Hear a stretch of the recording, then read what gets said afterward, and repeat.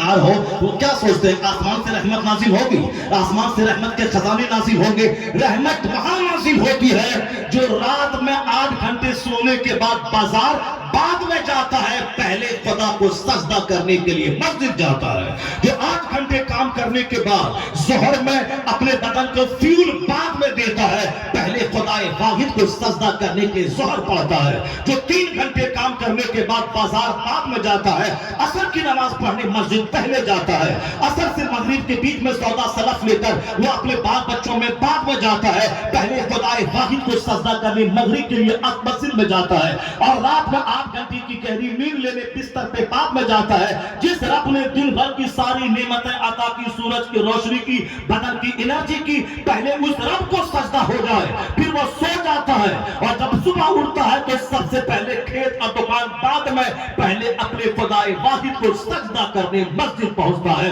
جو 24 گھنٹے میں 5 بار اپنا رشتہ اپنے رب سے جوڑتے ہوئے مسجدوں کا رخ کرتا ہے، تو وہ فجر پڑھ لے، وعدہ ہے کہ تو فجر پڑھ کے کام شروع کر، ہم آسمان سے رحمتوں کی بارش برسا دیں گے، تو سجدہ کر، میں تیرے گھر میں صحت دوں گا، میں تیرے گھر میں عافیت دوں گا، میں تیرے گھر میں برکتیں دوں گا، اور جب تو مرے گا یہی سجدہ کی وجہ سے میں تجھے جنت الفردوس میں اعلیٰ مقام عطا کر دوں گا۔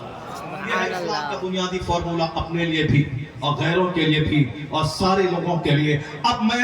میں صرف آپ کو وہ ایک چیپٹر کھول کے بتاتا ہوں، چونکہ میں نے ایک مجموعی طور پر دنیا کی ساری باتیں بتا دی، اسلام کا پورا پیغام جو کروڑوں چیپٹر میں پھیلا ہوا ہے، میں نے اس کو سمیٹ کر آپ کے سامنے چند منٹوں میں بیان کر دیا کہ قرآن پاک کیا کہتا ہے، قرآن پاک کیا کہتا ہے، حدیث کیا کہتی ہے، ہمارے علماء مدرسے میں کیا پڑھاتے ہیں، بچوں کو کیا سکھاتے ہیں، یہ بچے حافظ قرآن بننے کے بعد یہ جمعہ کی تقریر میں کیا کہتے ہیں، درسگاہ میں بیٹھ کر بچوں کو کیا بتاتے ہیں، دنیا کے مانس پٹل پر کیا کہتے ہیں، 2-4-10 لچے لفنگے ٹیلی ویژن پہ آ کے کیا بولتے ہیں، اس سے بحث نہیں، دنیا کی کروڑوں مسجدوں میں کیا جمعہ کے دن واز ہوتا ہے، مدرسوں میں کیا پڑھائی جاتی ہے، صرف چوک چوراہے چائے پان کی دکان پہ بیٹھ کے یہ بولنا مدرسہ کو بند کر دینا چاہیے، یہاں سے ایک شکشا دی جاتی ہے، مار کاٹ کی شکشا دی جاتی ہے، ایسے ہی ٹی وی سن کے بولتا ہے، یا مدرسے میں بیٹھ کے تم نے سنا ہے کہ مدرسے میں یہ پڑھایا جاتا ہے؟ اگر آدمی ہو تو کبھی بھی چپکے سے مدرسے میں جاؤ اور درسگاہ میں بیٹھ کے وہاں کی بات کو ریکارڈ کر لو۔ اگر وہاں بچوں کو یہ سکھایا جاتا ہو کہ سامنے والے آدمی کو ذبح کر دینا، سامنے والے آدمی کو کاٹ دینا، تو پھر تمہیں پورا حق حاصل ہے کہ تو ہمارے مدرسے کو بند کر دو، مدرسے میں تالا لگا دو۔ اور اگر انسان ہو، جانور نہیں ہو، تو مدرسے میں جا کے چیک کرو کہ وہاں پڑھایا کیا جاتا ہے۔ اگر 10 دن چیک کیا تم نے تو تم یہی بولے گا، تیری آنکھیں کھل جائیں گی، تیرا سینہ کھل جائے گا کہ ہمارے مدرسے میں پہلا دن جو بچے کا آتا ہے وہ، اور 20 سال پڑھنے کے بعد جو آخری دن ہوتا ہے بچے کا، وہ ہر درجے میں یہی سکھایا جاتا ہے کہ بیٹا جھوٹ بولنا حرام ہے، شراب پینا حرام ہے، زنا کرنا حرام ہے، دوسروں کو ٹھگنا حرام ہے، ماں باپ سے ستانا حرام ہے، دوسروں کو کشٹ پہنچانا حرام ہے، کتا بھی بھوکا رہے اسے روٹی کھلا دے، اسے پانی پلا دے، تجھے جنت ملے گی۔ بلی کو بھی تم نے تکلیف پہنچایا اور بلی مر گئی، تجھے جہنم میں تجھے کا ٹھکانہ ملے گا۔ تم الخلق عیال اللہ فاحب الخلق الی اللہ من احسن علی عیالی،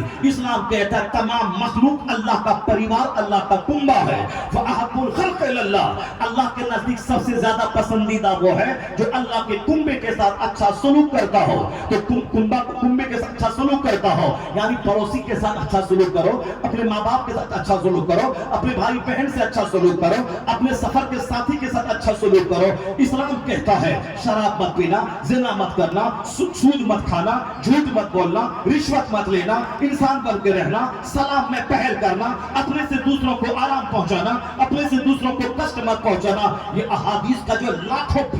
احادیث کا بھنڈار ہے، اس میں یہی ساری باتیں کھول کے بتائی گئی ہیں۔ یہ جو قرآن پاک میں بسم اللہ سے لے کے والناس کی سین تک ہے، اس میں یہی ساری باتیں بتائی جاتی ہیں۔ تو مدرسہ انسان بنانے کی فیکٹری ہے، کیونکہ یہاں انسان بنایا جاتا ہے کہ تو میں ایسے ایسے جینا ہے، ایسے کھانا ہے، ایسے سونا ہے، ایسے باتھ روم جانا ہے، ایسے مردے کو دفنانا ہے، ایسے ان کو نہلانا ہے. From the cradle to the grave, ماں کی گود سے لے کے قبر کی گود تک جو بھی ہے سارا مارگ درشن اسلام ہمارا کرتا ہے کہ کیا جائز ہے، کیا ناجائز ہے، کیا انلیگل ہے، کیا لیگل ہے، کیا حرام ہے، کیا حلال ہے، کیا کرنا ہے، کیا نہیں کرنا ہے، کیا بینیفیشل ہے، کیا ہارمفل ہے، کیا لابھ دائک ہے، کیا ہانی کارک ہے. یہی پیغام تو گٹھی میں پلایا جاتا ہے. تو انسان بنانے کی فیکٹری ہے یہ مدرسہ. جب تک مدرسہ مضبوط تھا، سماج ولیوں سے بھرا تھا، سماج نمازیوں سے بھرا تھا، سماج شریفوں سے بھرا تھا. اور جب سے یہ ادارہ کمزور ہو گیا،